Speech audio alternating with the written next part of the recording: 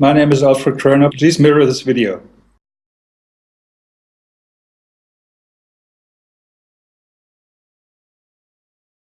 Thinking of many of these questions and thinking where Muhammad came from, he was after all a Bedouin. I think it is almost impossible that he could have known about things like the common origin of the universe, because scientists have only found out within the last few years with very complicated and advanced technological methods that this is the case. Somebody who did not know something about nuclear physics 1400 years ago could not, I think, be in a position to find out from his own mind, for instance, that the Earth and the heavens had the same origin, or many other of the questions that we have discussed here. The time now is 18:25 and 9 seconds now. Okay, thank you very much for joining me.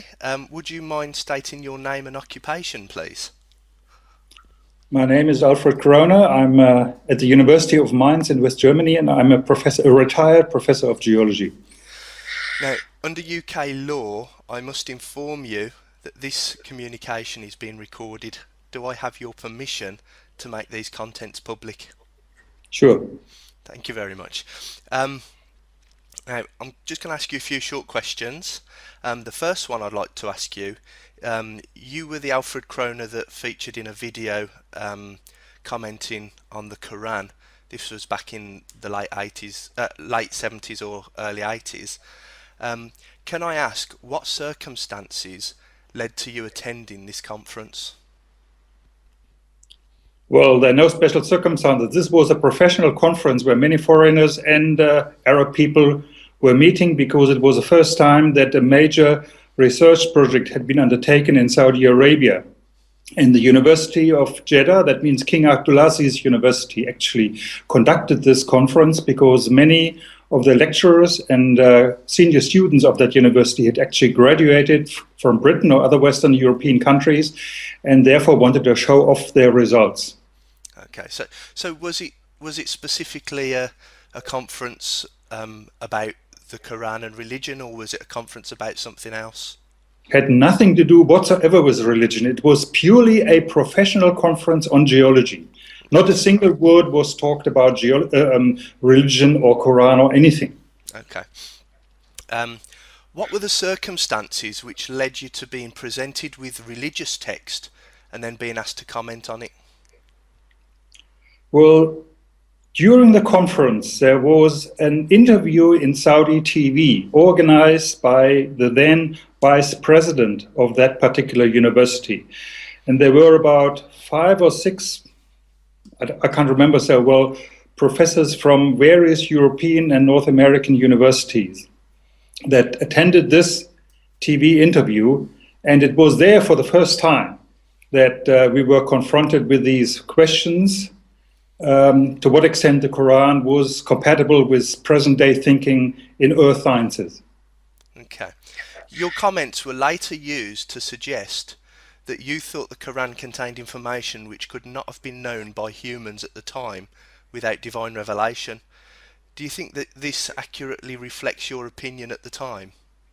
Well, that was not at all the purpose and the discussion that we had. The discussion was, they were reading us certain verses from the Quran, and then they would say, is this compatible with present-day scientific knowledge?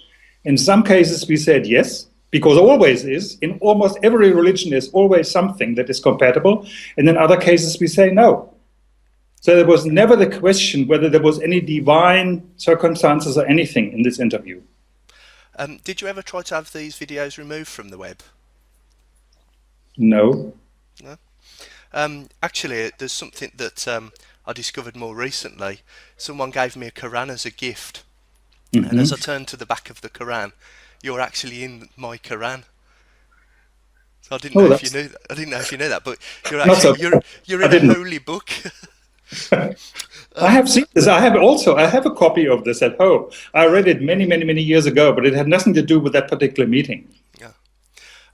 Have you looked into the subject any further since this event, and has your opinion changed since the event? Or well, you see, this conference was, I think, in '79, and nothing happened. And this whole thing with the internet actually only came up about maybe 4 years ago or something. I can't even remember. And then somebody sent me a message on the internet, and I replied and said, "Oh, I'm very surprised, but this is not how it was," and so on. And then continuously more messages came. And then I talked to people in my department. We have a geography department where there are two people who are really speaking Arabic, and they're Arabists, as you would call them, and they really know the Arab world extremely well. And I told them about this, and I said, "Look, there's nothing you can do. You just have to live with this, leave it alone, because we can't advise you to do anything. It will not help." Finally, may I ask, did you become a Muslim as a result of this event? No, I've never been a Muslim before. I've never been a Muslim afterwards. Okay. And finally, to wrap up, could you confirm, are the opinions that you've stated in this video interview your own? This one that we are talking about right now? That we're having right at this moment. Sure, this is my own opinion. Okay. And have I offered you any reward for this, financial or otherwise? No, not yet. I won't be offering you anything either.